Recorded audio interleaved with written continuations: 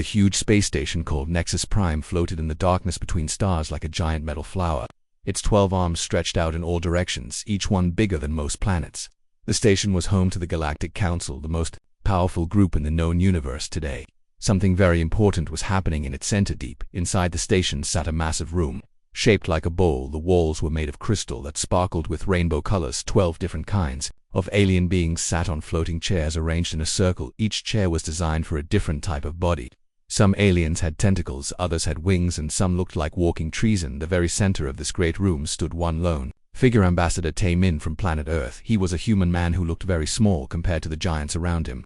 His black suit was simple and plain, nothing like the fancy robes and metal armor worn by the aliens. His dark hair was neat, and his face showed no fear, even though he was surrounded by creatures that could destroy his entire world. The largest alien in the room was Council Leader Vorthok. He looked like a huge lizard that walked on 2 legs. His scales were bright gold, and they caught the light from the crystal walls, making him look like he was made of precious metal. His eyes were yellow like the sun and twice as bright.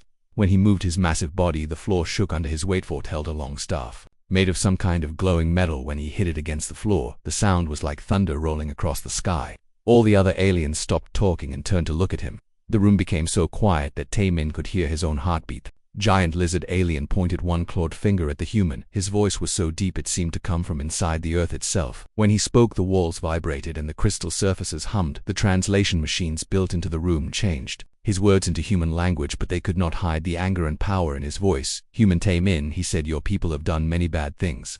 The Galactic Council has met, and we have decided you are guilty of breaking our most important laws. Above the center of the room, holographic pictures appeared in the air. They showed human spaceships flying through space. These ships had big guns and metal armor that made them look dangerous. The pictures changed to show human space stations covered with weapons that pointed in all directions. Then came images of human colonies on planets that were supposed to be emptied. Pictures were clear and they looked very bad for the humans. Every alien in the room could see that the humans had been building an army in secret. They had been taking over planets without permission and making weapons that were supposed to be forbidden. Your species has broken 17 different parts of Galactic Peace Accord 77 Alpha. Vorthok continued. His golden scales seemed to glow brighter as he got more angry. You have expanded into neutral zones without permission. You have developed weapons that are banned by galactic law. You have interfered with the development of protected species. The room, other aliens nodded their heads or waved their tentacles in agreement. A floating jellyfish-like creature called Dissolution of Hope pulsed with blue light that meant satisfaction. An insect queen with huge eyes clicked her sharp mandibles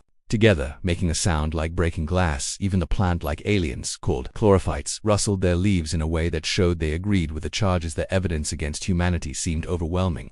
Every piece of proof showed that humans had been lying to the Galactic Council for years while they pretended to be peaceful. They had been secretly building the largest military force outside of the Council itself. But Ambassador Tae-min did not look worried. He stood with his hands behind his back, looking calm and relaxed. His breathing was steady and his eyes were clear.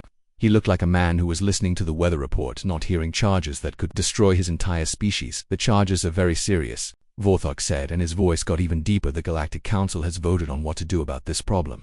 All 12 species have agreed on the punishment. He paused and looked around the room, making sure every alien was paying attention. Humanity has exactly 72 standard hours to surrender all military assets. You must give up every warship, every space station, and every weapon larger than a personal defense device. Your species must also submit to immediate disarmament overseen by Council forces. If you agree to this, your people will be allowed to live, but under our guidance and control. The room was so quiet that the only sound was the humming of the space stations. Power systems. Every alien stared at the human ambassador, waiting to see how he would react. Most species, when faced with such an ultimatum, would either fall to their knees, begging for mercy, or fly into a rage and make threats they could not keep. Instead, Tae-min simply nodded his head once as if he was acknowledging that he had heard what was said. His expression did not change at all. He looked neither scared nor angry, just thoughtful, like he was considering a business proposal. And if we refuse, he asked. His voice was calm and steady, just like when he had first entered the room. Vorthok's yellow eyes seemed to glow with satisfaction at the question. This was the moment he had been waiting for, the chance to show this upstart species exactly how powerless they really were. In the combined fleets of the Galactic Council will enforce compliance, he said, and his voice filled the entire chamber. Your primitive world will be placed under martial law. Your people will learn proper galactic citizenship, whether they want to or not. The threat hung in the air like poison gas. Every alien in the room knew what it meant. The Galactic Council had the largest military force in the galaxy. Thousands of warships from dozens of different species. If they attacked Earth together, there would be nothing left but space dust and memories. But again, Tae-min showed no fear.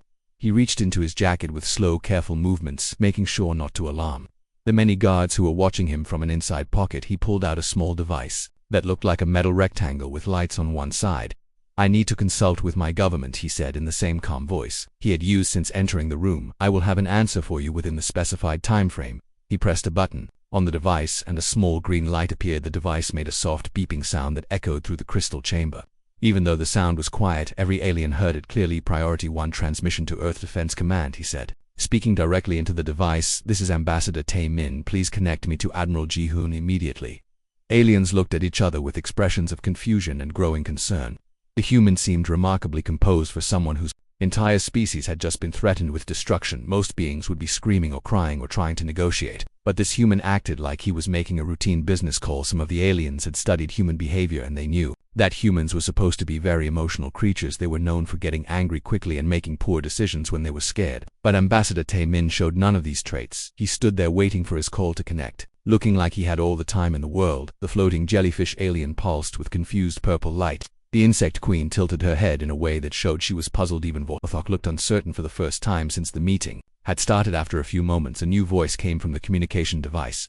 It was a woman speaking in the human language, but the translation machines quickly converted her words. "Admiral Ji-hoon here, Tae Min. What is the situation?" "The situation is as expected," Admiral Tae Min replied. "Our friends on the council have made their position very clear.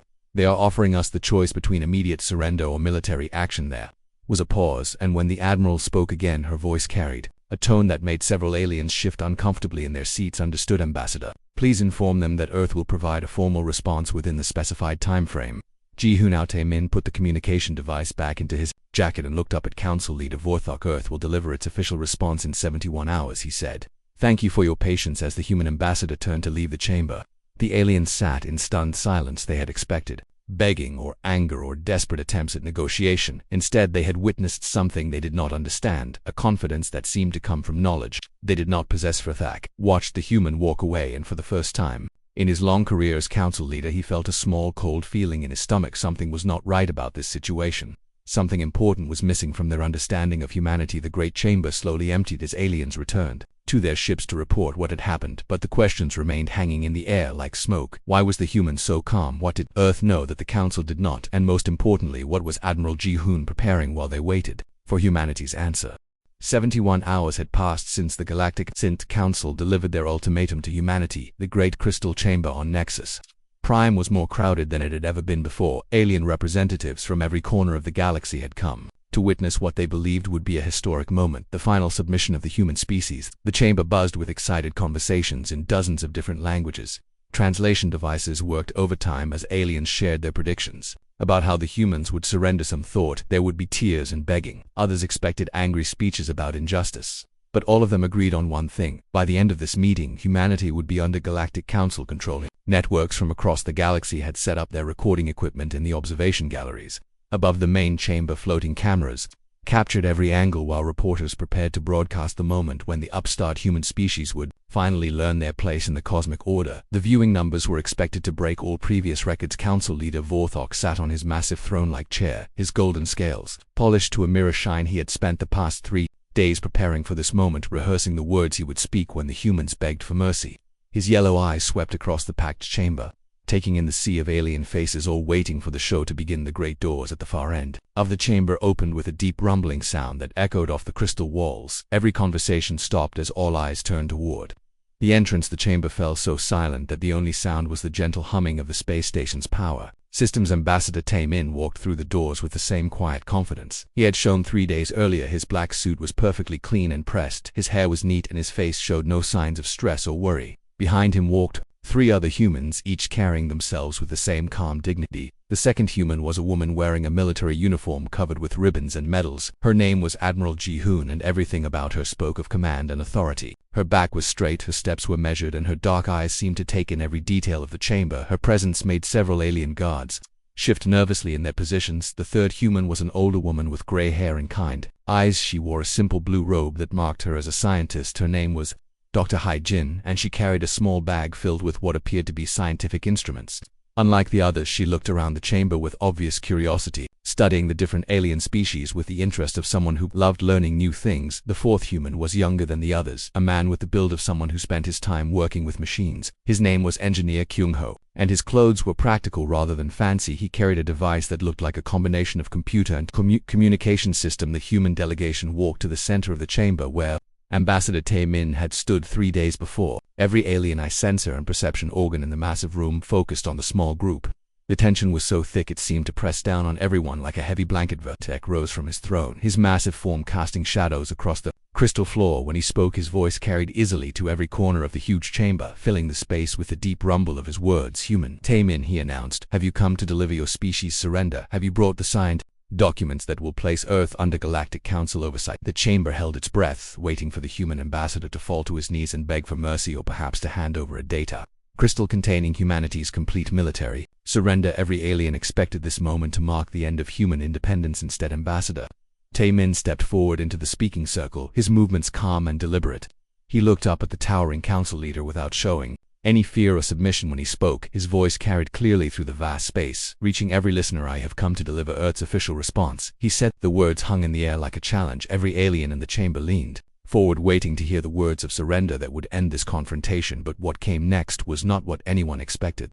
People of Earth, Tae-min began, have carefully considered the council's ultimatum. He paused, letting the moment stretch out, building tension like pressure in a damaged spacesuit. Our answer is no. Word hit the chamber like an explosion. A collective gasp rose from hundreds of alien throats, tentacles, and breathing apparatus. Several delegates jumped to their feet, their various appendages waving in shock and disbelief. Others began speaking at once, creating a storm of noise that the translation systems could barely handle. Vorthak's golden scales darkened to an angry bronze color and his yellow eyes blazed with fury. How dare you, he roared, his voice shaking the crystal walls. Your species faces complete destruction and you choose defiance over wisdom. But Tae-min was not finished speaking. He waited for the noise to die down, then continued with the same calm tone he had used from the beginning. Furthermore, Earth formally withdraws from all Galactic Factory Council treaties and accords effective immediately. We declare our independence from galactic governance and our right to exist as a sovereign species. If the first announcement had been an explosion, this one was like a supernova going off inside the chamber. Aliens leaped from their seats, wings flapping, tentacles thrashing luminescent patches flashing angry colors. Some species began making sounds that their translators could not convert into understandable language. The insect queen clicked her mandibles so rapidly it sounded like machine gun fire. The floating jellyfish creature pulsed with colors that had no names in any known language. Even the usually peaceful plant-based aliens rustled their leaves with such violence that several smaller branches broke off and fell to the floor. Through all this chaos, the human delegation stood perfectly still, waiting for the storm of alien emotion to pass. They looked like four people waiting for a bus, not like representatives of a species that had just declared war on the entire galaxy. Admiral Ji-hoon stepped forward, her military bearing unmistakable even to aliens who had never seen a human soldier before. Her hand rested casually on what appeared to be a communication device attached to her belt, but something about the way she held herself suggested it might be more than just a radio. When she spoke, her voice cut through the noise like a knife through soft metal, carrying the authority of someone who is used to being obeyed by people whose lives depended on following her orders. If any member of this council chooses to pursue military action against Earth or human colonies, she announced, they will discover that humanity is not the primitive species you believe is debatey.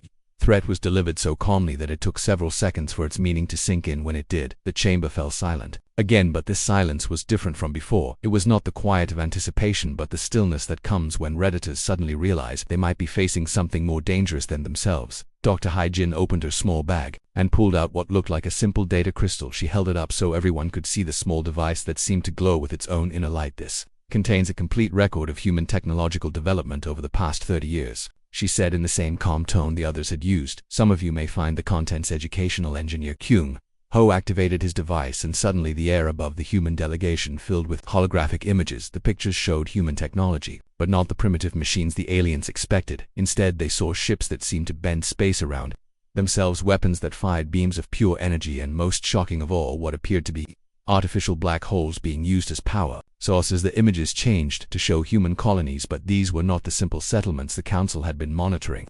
These were massive installations that looked more like military fortresses than civilian towns. Each one bristled with defensive systems that the aliens did not recognize. Admiral Ji-hoon smiled, and for the first time since entering the chamber she looked truly dangerous. The expression on her face was not cruel or angry, but it carried a confidence that made several alien guards reach for their weapons. "You have been watching us through sensors designed to detect your own technology," she said. "But human engineering took a different path. We did not build bigger versions of your machines, we built better ones." The holographic display showed human ships appearing and disappearing as if they could teleport from one location to another. Weapons that seemed to erase their targets from existence rather than simply destroying them, and most disturbing of all, evidence that humans had been present in star systems where no alien had ever detected them for 30 years. "While you debated whether to grant us full council membership," Admiral Ji-hoon continued, "Earth's greatest minds have been working on a single question. How do you defend against an entire galaxy?" She gestured to the images floating above them.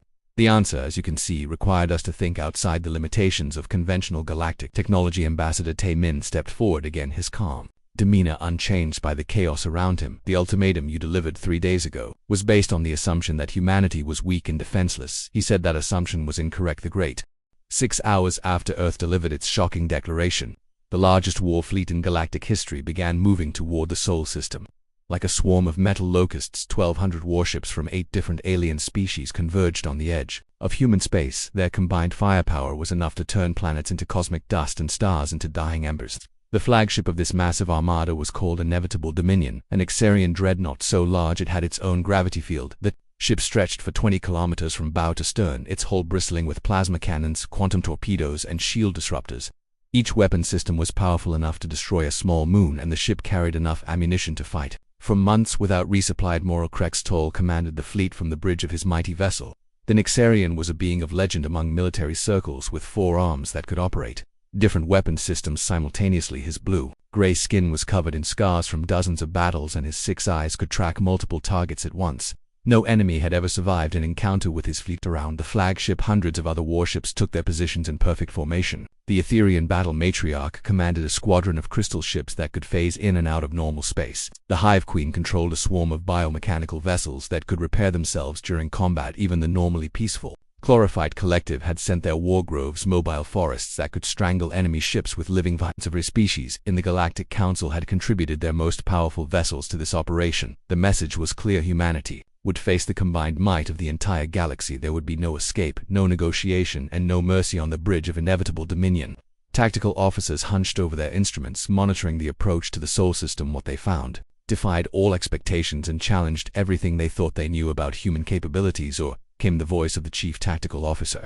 "We are detecting unusual energy signatures throughout the system. The humans appear to have reinforced every major celestial body with defensive installations." Admiral Krextol moved to the main display, his 4 arms working controls with practiced precision. What appeared on the screen made him pause in confusion. A 3-dimensional map of the Sol system showed defensive positions that seemed impossible for such a young species. Lune had been transformed into a massive fortress. Its surface was covered with weapon emplacements that pointed in every direction. Shield generators created overlapping fields of protection that would make the satellite nearly impossible to destroy. The energy readings from the lunar installations were off the charts.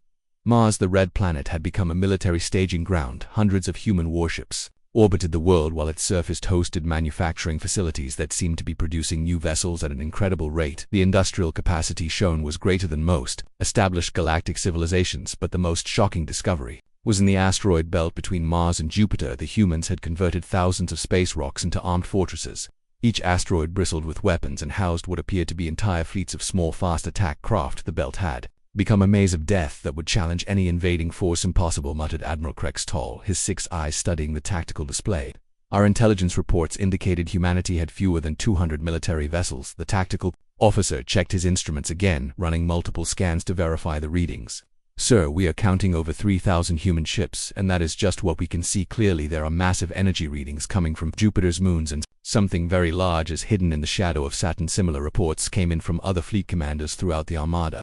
The Etherian battle matriarch sent her thoughts through the psychic network that connected all her kind. Her mental voice carried confusion and the first hints of real concerns. "These readings cannot be accurate," she projected to Admiral Krextol. "How did a species barely 50 years into space travel construct such defenses? The energy signatures suggest technology we do not recognize from the Hive." Fleet Queen Prime added her own chittering thoughts to the mental chorus. "Our bioships are detecting unknown technology signatures. These weapons use principles that do not exist in our databases. Some of them seem to manipulate space and time itself." Admiral Krextol stared at the tactical display, feeling his confidence begin to crumble. The human fleet was not just numerous, it was positioned with strategic brilliance that spoke of military minds far more advanced than anyone had imagined. Every possible attack vector had been anticipated and countered. Every weakness in the galactic fleet formation had been identified and targeted. The defensive positions showed a level of tactical thinking that impressed even the veteran admiral. The humans had not simply built more weapons, they had created an integrated defense system that would make any assault incredibly costly. The placement of each installation, the overlapping fields of fire, the redundant command structures all spoke of masterful military planning. Open a channel to the human fleet, Admiral Krex Tall ordered, his voice carrying less certainty than it had an hour earlier. The main screen flickered and suddenly Admiral Ji-hoon appeared on the display. She stood on what was clearly a military bridge, surrounded by human officers who looked far too calm for people. Facing impossible odds behind her, banks of monitors showed tactical displays that seemed to track every ship. In the galactic fleet, the human admiral wore the same military uniform she had worn in the council chambers, but now she was clearly in her element. Her dark eyes studied Admiral Krex Tall with the calculating gaze of a predator sizing up potential. "Pray, this is Admiral Krex Tall of the Galactic Council Enforcement Fleet," he announced, trying to project the authority that had served him well in previous campaigns. "You are outnumbered 4-1. Surrender now, and your species will be treated with mercy." Admiral Ji-hoon smiled, and for the first time in his long military career, Admiral Krex Tall felt genuine fear. The human woman looked at him like she knew something he did not. Her confidence was not the desperate bravado of someone facing certain death, but the calm assurance of someone holding all the winning cards. "Admiral Krex Tall," she replied in a voice that carried easily across the communication channel, "you are looking at our defensive fleet. Our offensive capabilities are positioned elsewhere." The words hit the bridge of inevitable dominion like a physical blow. Officers looked up from their stations with expressions of growing alarm. If what they were seeing was only defensive preparations, then where was the human attack force? As if summoned by Admiral Ji-hoon's words, alarms began sounding throughout the galactic fleet. Tactical officers across dozens of ships reported the same impossible readings. Massive energy signatures were appearing throughout known space surrounding every major council world and military installation. The implications were staggering. While the council fleet had been gathering to attack Earth, human forces had somehow moved into position around every important target in the galaxy. The hunters had become the hunted, and they had walked directly into the trap. Admiral Krex Tall felt his full hearts beating faster as the scope of the situation became clear. The humans had not just prepared to defend their home system, they had prepared to take the war to every council world simultaneously. On his tactical display, new contacts appeared faster than his computers could process them. Human fleets were materializing around the Nixarian homeworld, the Etherian star cities, the hive worlds, and every other major population center in the galaxy. "How is this possible?" he whispered, his voice barely audible over the sound of alarms. But more. Ji-hoon must have heard him, because her smile grew wider. "We told you, Admiral, humanity is not the species you believed us to be." The communication channel closed, leaving Admiral Krex Tall staring at a blank screen while his fleet sat motionless in space, trapped between the Sol system defenses and the knowledge that their own homes were now under threat. For the first time in galactic history, a council enforcement fleet faced the possibility of total defeat, not through superior numbers or firepower, but through tactics and technology that seemed impossible. The age of galactic council supremacy was about to end. As Admiral Ji-hoon's words echoed through the communication systems of the galactic fleet, panic began spreading like a virus through the ranks. Emergency alarms screamed from every ship as tactical officers reported the same impossible situation. Human warships had appeared around every major council world simultaneously, as if they had materialized from thin air. On Nexus Prime, the emergency session of the Galactic Council had devolved into complete chaos. Holographic displays throughout the Great Crystal Chamber showed the nightmare unfolding across the galaxy. Above the Nixarian homeworld, sleek human vessels hung in perfect formation like silver daggers pointed at the heart of civilization. Similar fleets surrounded the star cities, the hive worlds, and every other major population center. Council leader Vorthok stood in the center of the chamber, his golden scales now completely black with rage and terror. His massive form shook with emotion as he stared at display after display showing human forces in positions that should have been impossible to reach. "How is this possible?" he roared, his voice cracking with strain. "Our intelligence networks are the most advanced in the galaxy. We monitor every hyperspace lane, every major fleet movement, every military buildup. How did an entire armada move into position without our knowledge?" Other council members had no answers to give. The floating jellyfish creature called Dissolution of Hope pulsed with colors that indicated complete confusion. Its bioluminescent patterns flickered rapidly as it tried to process information that made no sense according to everything they knew about space travel and military logistics.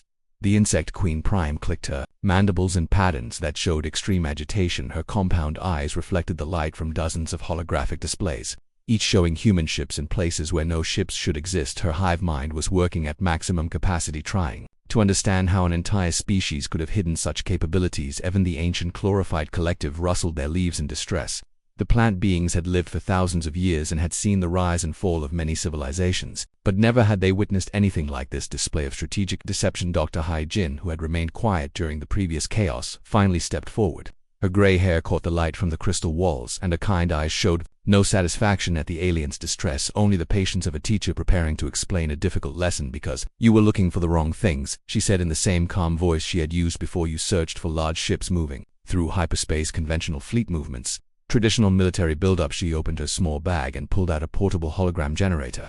The device was no larger than her hand, but when she activated it, the entire chamber filled with images that defied understanding, ships that seemed to fold space around themselves like origami made of starlight, weapons that fired what appeared to be controlled black holes, and most shocking of all, artificial wormholes that connected distant points in space like cosmic doorways. While you were watching us through the lens of your own technological limitations, Dr. Hai-Jin continued, humanity was developing solutions to problems you did not even know existed. We did not build a larger navy, we built a better one. The holographic displays showed human technology that seemed to operate on principles unknown to galactic science. Ships that could appear and disappear at will, moving through what the humans called quantum tunnels, weapons that did not simply destroy targets but remove them from existence by collapsing local space and time. Most importantly, they had built their entire military infrastructure in pocket dimensions, invisible to conventional sensors. Ambassador Tae-min stepped forward, his diplomatic composure unchanged despite the chaos around him. For the past 30 years, while you debated whether to grant us full council membership, Earth's greatest minds were working on a single question: how do you defend against an entire galaxy? The answer had been revolutionary. Instead of trying to match the council's numerical superiority, humanity had developed quantum tunnel drives that allowed instantaneous travel between any 2 points in space. Their weapons did not just destroy targets, they erased them from reality by manipulating the fundamental forces of the universe. Every human colony, every research station, every mining operation was also a military base, Tae-min explained, gesturing to images that showed seemingly peaceful human settlements transforming into armed fortresses. Every merchant ship carried weapons your senses could not detect. Every diplomatic mission was also a scouting expedition. The scope of the deception was staggering. For 3 decades, while the Galactic Council had viewed humanity as a minor species struggling to establish itself among the stars, the humans had been building the most advanced military force in known space. They had hidden their true capabilities so well that even the Council's most sophisticated intelligence networks had been completely fooled. Admiral Ji-hoon's voice crackled through the communication system from the Sol system, where the Council enforcement fleet remained frozen in space, surrounded by human defenses that seemed to have appeared from nowhere. Counselors, your fleets are now surrounded by forces equipped with technology you cannot match. Your homeworlds are within range of weapons you cannot defend against, but Earth is not interested in conquest or domination. She paused, letting the implications sink in before continuing. We want only what every intelligent species deserves: the right to exist free from external control. Stand down your fleets and we will do the same. Continue on this path of aggression and you will discover just how seriously humans take threats to us. The threat was delivered without emotion or malice, simply a statement of fact that carried more weight than any angry declaration. The humans were not interested in ruling the galaxy, but they were prepared to defend their independence against any force that threatened it. On his flagship, Admiral Krextall stared at tactical displays that showed his mighty fleet surrounded by human vessels that had appeared as if by magic. His forearms hung uselessly at his sides as he tried to comprehend the magnitude of the situation. The most powerful military force in galactic history had been outmaneuvered by a species they had considered primitive. The human ships did not attack or threaten, they simply waited in perfect formation, like patient predators that knew their prey had nowhere to run. Their very presence was more terrifying than any weapon, because it demonstrated capabilities that seemed impossible throughout the galaxy. Other council fleets found themselves in similar situations, surrounded by human forces that had somehow traveled vast distances without detection, positioned with precision that spoke of intelligence gathering beyond anything in the galactic databases. The Etherian battle matriarch sent desperate psychic messages to her fleet commanders, but found her thoughts being gently but firmly blocked by human technology that could interfere with mental communication. The Hive Queen discovered that her biomechanical ships were being scanned by devices that understood biological systems better than she did. Nexus Prime. The council members sat in stunned silence as the full scope of their situation became clear. They had not just underestimated humanity, they had been completely deceived about human capabilities for decades. Everything they thought they knew about the species had been carefully crafted. Tae-min looked around the great chamber, his calm demeanor unchanged. The age of council dominance through force is ending, he said quietly. A new era of galactic relations is about to begin, one based on respect rather than fear, cooperation rather than submission. The crystal walls of the chamber reflected the light from hundreds of holographic displays, each showing human technology that challenged the fundamental assumptions of galactic civilization. The aliens who had gathered to witness humanity's surrender were instead witnessing the birth of a new galactic order. Dr. Hyjin smiled gently as she packed away her hologram. "Generator, sometimes the student becomes the teacher," she said. "The galaxy is about to learn what humanity can accomplish when we set our minds to it." 3 days after the shocking revelation of human military superiority, the Galactic Council convened. What many believed would be its final session as the supreme governing body of known space. The great crystal chamber on Nexus Prime felt different. Now its walls seemed to echo with the weight of changed circumstances that no one had seen coming. Many seats in the chamber sat empty, as representatives had fled back to their home worlds to coordinate defense preparations and emergency meetings. Some species were already preparing to surrender to human demands, while others desperately searched for ways to counter technology they did not understand. The age of Council supremacy had ended in a single moment when humanity revealed its true capabilities. Council leader Vorthok stood at the center of the chamber, but his massive form no longer commanded the same respect and fear it once had. His golden scales had faded to a dull gray color that indicated resignation and defeat. When he spoke, his voice lacked the booming authority that had once made lesser beings tremble. "The Council recognizes the sovereign independence of the human species," he announced, the words seeming to stick in his throat like bitter medicine. "All claims of jurisdiction over Earth and its colonies are hereby formally withdrawn. The Galactic Peace Accords no longer apply to humanity's admission of defeat should have been the end of the crisis." But Ambassador Taemin was not finished with his agenda. For change, he stepped forward into the speaking circle, carrying a data crystal that seemed to glow with its own inner light. "Earth also proposes a new framework for galactic relations," he said, placing the crystal into the chamber's central reader. His voice carried the same calm confidence that had marked all his previous statements, but now there was an additional quality. Something that spoke of vision and hope for the future. The holographic display system activated, and suddenly the chamber filled with images of a completely different kind of galactic civilization instead of the rigid hierarchy that had defined Council rule for millennia. The display showed a confederation of truly independent species, each governing themselves according to their own values and traditions. "The old system of Council oversight and enforced compliance has clearly failed," Taemin continued, gesturing to the floating images. "We suggest something different, a galactic community based on mutual benefit and genuine respect rather than fear and submission." New vision was revolutionary. Trade agreements would be negotiated between equals based on fair exchange rather than council-mandated quotas that favored established powers. Scientific collaboration would happen through voluntary cooperation without mandatory technology sharing that stripped weaker species of their innovations. Dispute resolution would rely on negotiation and mediation rather than military intervention. Dr. Hyjin stepped forward, opening her bag to reveal not weapons or threats, but samples of technology that could benefit every species in the galaxy. Her gray hair caught the chamber lighting as she smiled with genuine warmth. "Humanity offers to share certain technologies with species that agree to this new paradigm," she announced. "Medical advances that could extend lifespans across the galaxy by centuries.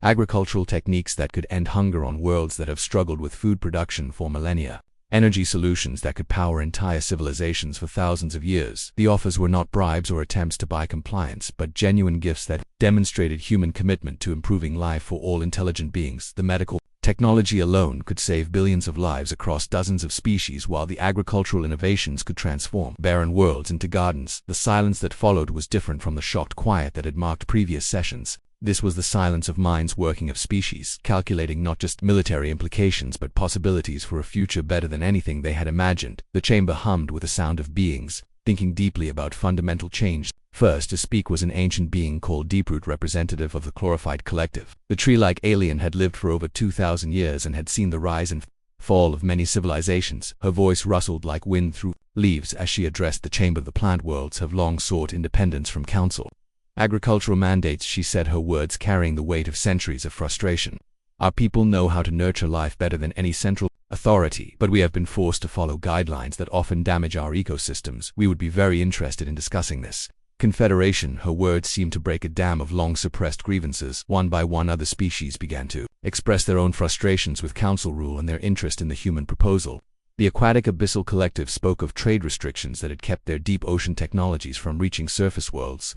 The nomadic Star Wanderers talked about navigation routes that had been controlled by Council bureaucracy for generations. Within hours, it became clear that the Galactic Council as it had existed for millennia was effectively finished. Too many species saw the human proposal as an opportunity to escape from a system that had stifled their development and limited their potential. The promise of genuine independence combined with access to revolutionary human technology was too attractive to ignore. Engineer Kyung-ho activated his portable device and began sharing technical specifications that made alien scientists gasp with wonder.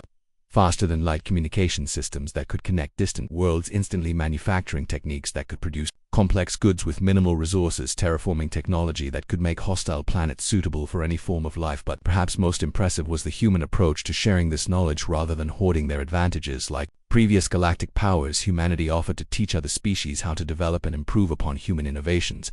The goal was not to create dependence but to foster genuine cooperation. Admiral Ji-hoon appeared on the communication screens throughout the chamber, speaking from the bridge of her flagship, which still maintained position in the Sol system. Her military bearing remained unchanged, but her message was one of peace and partnership. The transition to this new galactic order will require time and patience, she announced. Human forces will remain in position to ensure that no species attempts to use military force against others during this period of change. But our goal is not permanent occupation but the establishment of a system where such protection becomes unnecessary. Ambassador Tae-min stood at the center of it all, no longer the representative of a species pleading for acceptance but the architect of a new galactic civilization. As he watched former enemies extend appendages, tentacles and various limbs in gestures of cooperation, he allowed himself a small smile of satisfaction. The age of rule through fear and intimidation was ending. The age of cooperation and mutual respect was beginning. And at the heart of it all was a simple human idea that different species could coexist and thrive without one group dominating all others. Council leader Vorthok approached Ambassador Tae-min, his massive form moving slowly as if he carried a great weight. The former ruler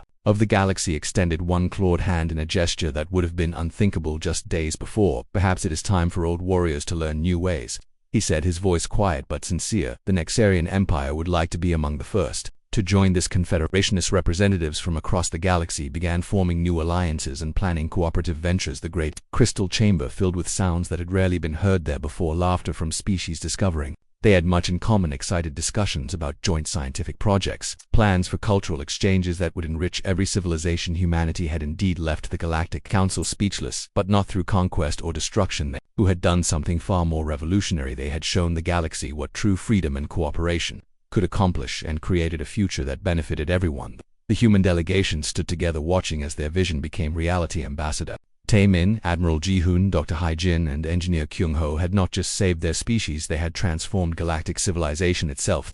The age of human isolation was over. The age of human leadership through example rather than force had begun, and across the galaxy billions of beings looked toward a future brighter than any they had dared to imagine.